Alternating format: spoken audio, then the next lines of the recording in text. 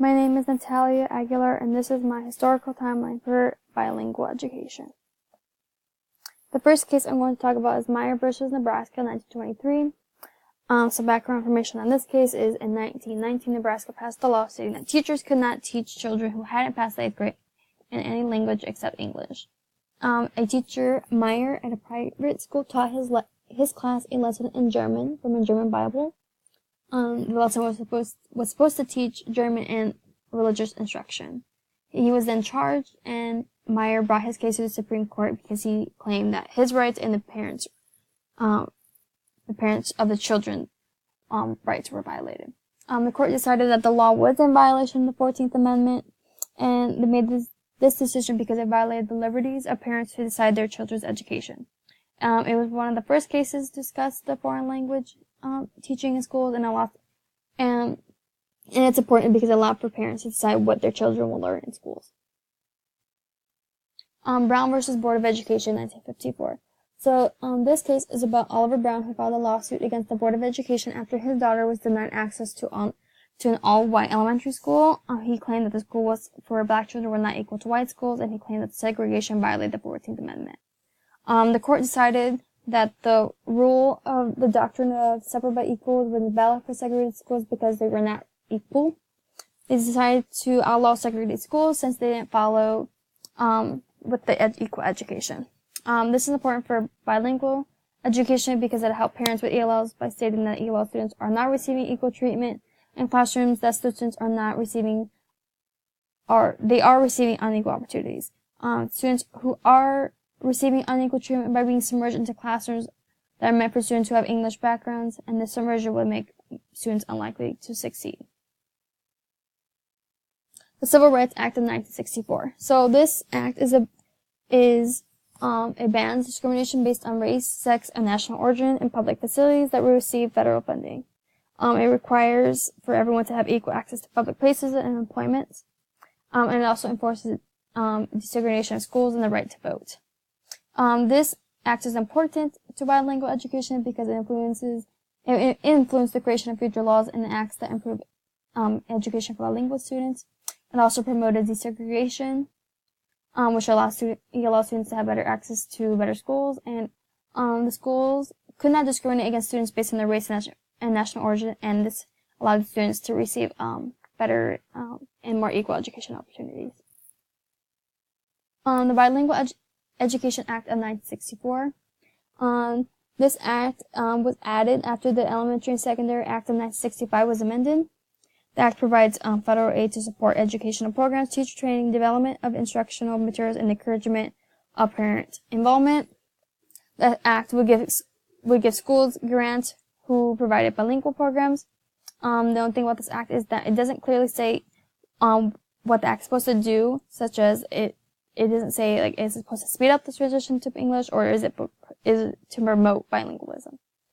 This is important because it helps schools follow the Civil Rights Act of 1964. It also helps to promote more bilingual programs for ELLs, and it also helps students who are poor by providing funding. Serna versus Portales Municipal Schools, 1972. So this case is about how many school districts were slow to offer effective bilingual education programs, and lawsuits were then filed. One Mexican-American family from Portales, New Mexico filed a lawsuit against the Portales Municipal Schools because they were turned away from the school since the daughter didn't speak English. The court decided that the school needed to hire more Spanish-speaking teachers, and they also for a more aggressive bilingual education plan to be made. The plan needed to fit the needs of all students in the school.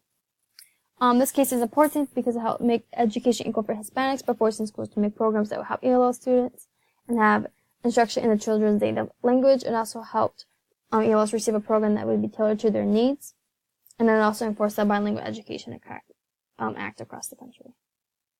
Lowe versus Nichols, 1974. So this lawsuit is about Edward Steinman, who filed a lawsuit on behalf of Kenny Lowe and 1,789 other Chinese background students who were struggling in school since they couldn't understand the language that was being used to teach. He stated the children were not receiving equal education due to their limited English skills, and The school officials disagreed because they said that they were not breaking laws since there was no discrimination, segregation, and the instruction was the same for everyone. The court decided that they were going to overrule the lower courts because the lower courts sided with the school officials. The Supreme Court decided the treatment was not equal since the students were not receiving meaningful education. And under the Title VI Civil Rights Act, these students are entitled to special assistance so they can participate in school programs equally.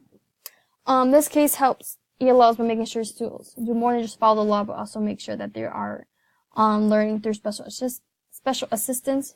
The case doesn't enforce bilingual education, but allows districts to use alternative methods to help ELL students learn so they can participate in school. And also, this case resulted in the low remedies, which were guidelines for districts on how to help ELL students.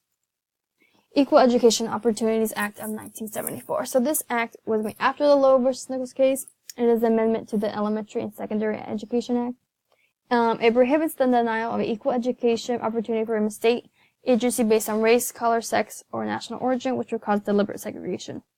It also prohibits the failure to take steps to ensure all forms of segregation are removed and the failure to take action to overcome language barriers that could cause students to not participate.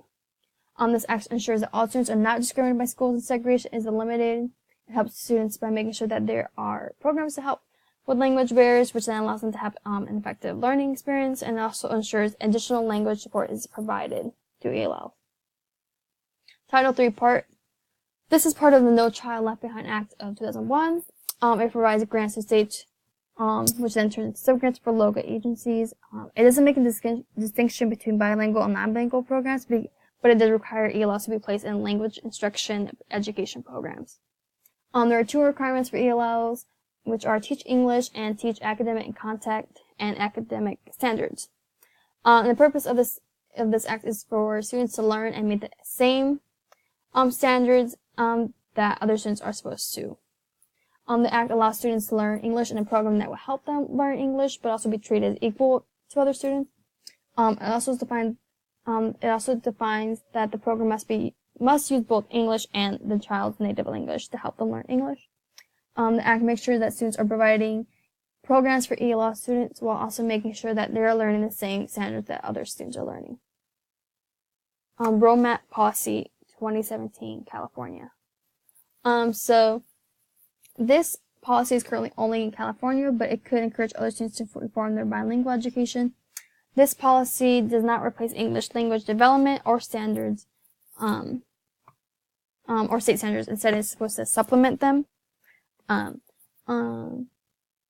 It also removed old regulations on how schools and districts develop bilingual programs, and also helps schools meet the requirements for teaching ELLs. It removed the old laws on how ELLs are taught English, such as having parents sign a waiver allowing their children to be enrolled in bilingual programs. This is important because it's helpful because it can encourage other students to change their old laws on bilingual programs and reform them to help students meet requirements and learn English. The policy also allows ELLs to learn in multiple bilingual language programs. It also allows the parents in the community to be involved in creating those programs. This policy will also significantly improve the quality of education for ELL students by finding the best way for them to learn English and the rest of their curriculum. An act relative to language opportunity for our kids 2017. So this act is only in Massachusetts, but again, it can encourage other states to follow. This new law will allow school districts to continue to use immersion, but they also have to choose which way learning is best to meet their students' needs. It preserves the old way of teaching students while providing new alternatives that will be more beneficial. For students who are graduating from high school, they will be able to have seals of biliteracy on their diplomas if they are proficient in English and another language. This is important because it allows for ELL students to learn in different ways on top of the old immersion ways. It allows for alternative teaching so students can learn in a way that is best for them. It also recognizes students who learn English on top of their native language. And it also encourages other states to reform their policies so schools can provide alternative teaching for ELL students. And this is my cite sources. And thank you.